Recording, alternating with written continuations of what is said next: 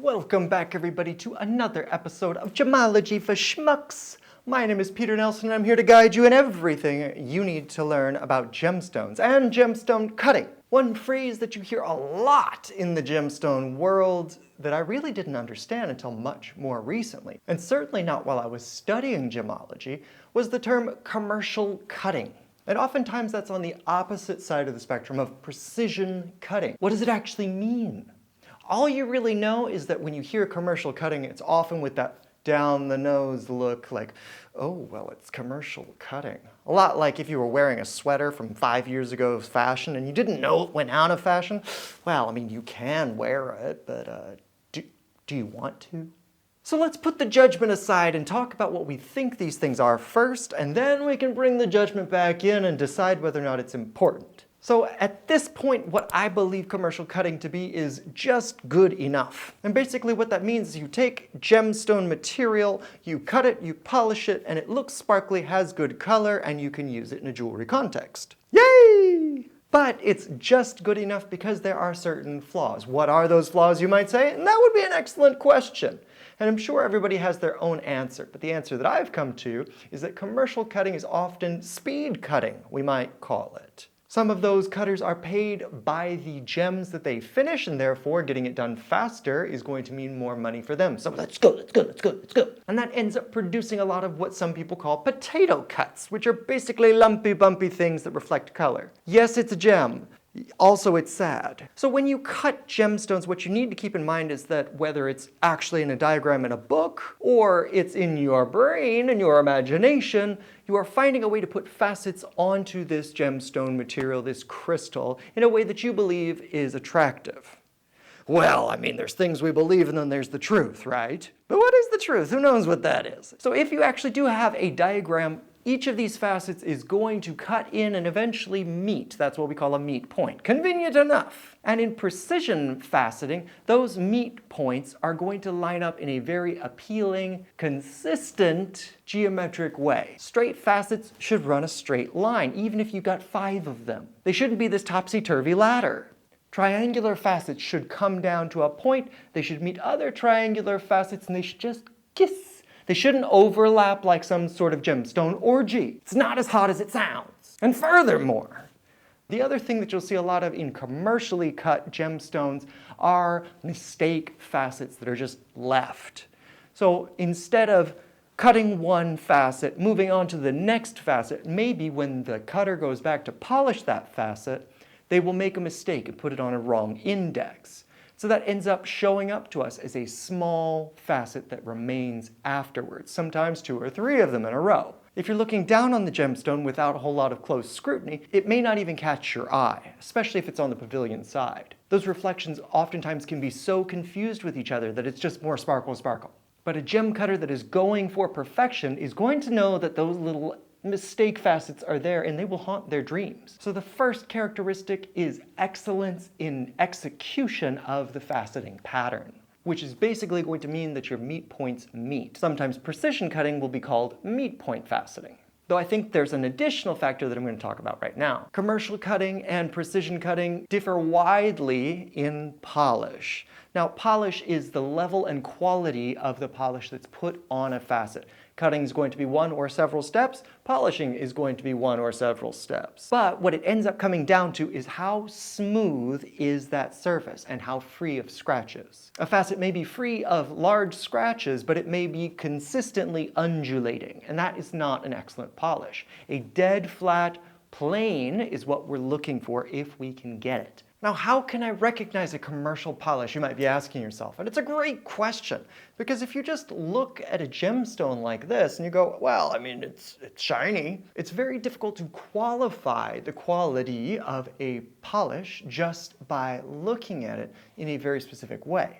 We don't have numbers for these things. A cutter will have numbers because they have the polishing grit. Is this a 12,000 grit polish, or is it a 60,000 or 100,000 grit polish? But that's not something that you're going to know just by looking at it, even if you've got experience.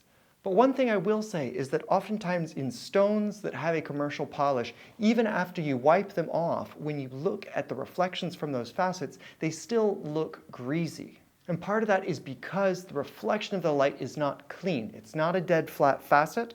And so the light just kind of does one of those things. Some of the light comes back at you because the surface is undulating. Not ideal. But as your eye gets used to seeing more stones and distinguishing between good and bad polish, you'll see that certain polish, certain luster is more crisp, and that's not always just due to a higher refractive index. It's also connected with the quality of the polish. And that comes down to the skill of the cutter. Now, different gemstone materials behave in different ways, but the truth, the scientific fundamental truth is that a dead flat plane is going to accept light when it needs to accept light and reject light in the form of a reflection when it needs to reflect light, and that's going to be at certain angles. That's not disputable, it's science. And I believe that as I speak to more experienced gem dealers and gemologists, a highly well-polished stone for that gem material is going to be more alluring both to the buyer and to the collector. A commercial polish is going to be good enough to allow light to enter the stone and bounce around, but it's going to lack some of the crispness on that surface luster as well as light absorption,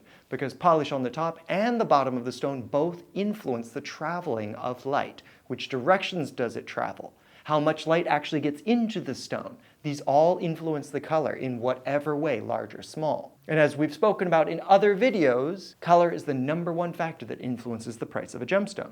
I have heard at times certain stones such as emerald, which don't necessarily need a very distinct polish on the surface and instead benefit from a deeper color, they will actually go for a lower polish, sometimes on the pavilion side where it can't be seen. Because that extra roughness may cause light to travel in a way that absorbs more color instead of escaping from the stone. Personally, I think that'd be very difficult to verify, but hey, I'm going to listen to experienced people when they have things to tell this schmuck. Always with a grain of salt. So precision of meat point cutting and the quality of the polish are the two things that I think define the difference between commercial polish, which is just good enough, things you can slap in jewelry and sell to the masses, and precision cutting for the collector with a fine eye for high technical skill. But now, we've talked about those differences, let's bring the judgment back in. Is it actually important, or is it just another thing to be pretentious about? The answer is yes, both. It's both. And the major question is, do you value it? Are you willing to spend your money on it? If you're looking for trinkets, then commercial polish and commercial cutting may be good enough for you and your purposes. If you're just selling a line of jewelry in blue topaz, do you really want to spend precision cutting values on the cutting of that stone? The cutting may very well be more expensive than the stone material itself. So in that situation, I go, well, I'm not sure if precision cutting is really necessary in that situation. Even if there are mistake facets on the back and the polish is just okay, as long as there are no cracks and chips on the front of the stone or on the back of the stone, then it's going to reflect light well enough, have a pleasing color to be a saleable product. Now I say product, and I really don't like that word.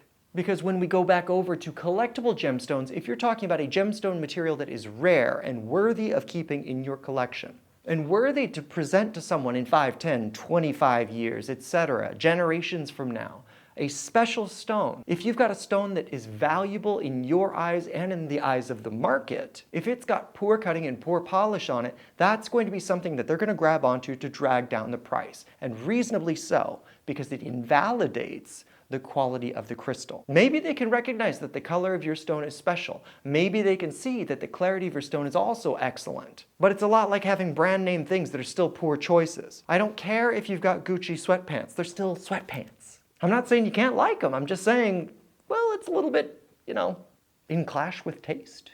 Whatever, broken metaphor. But regardless of your feelings on the value of meat point faceting, I think that one thing that is very difficult to debate against is the quality of polish. A high quality polished stone influences on a fundamental level how well a stone behaves with light. So I believe a stone that has that extra effort put into bringing it up to as high of a quality of polish as possible is always going to catch the eye of a buyer and a collector in a way that a mediocrely polished stone never will. So those of you that are more experienced than me, I would love to hear your thoughts on what is precision cutting, what is commercial cutting. If you have a different definition, please let me know in the comments down below. The rest of you, if you'd like to get a hold of me, head over to gemshepherd.com, where you can read blogs about investing in gemstones and also find my email address and contact me directly. Otherwise, hit that like button, hit that subscribe button if you haven't already. Tell all of your friends about me. Until next time, bye-bye.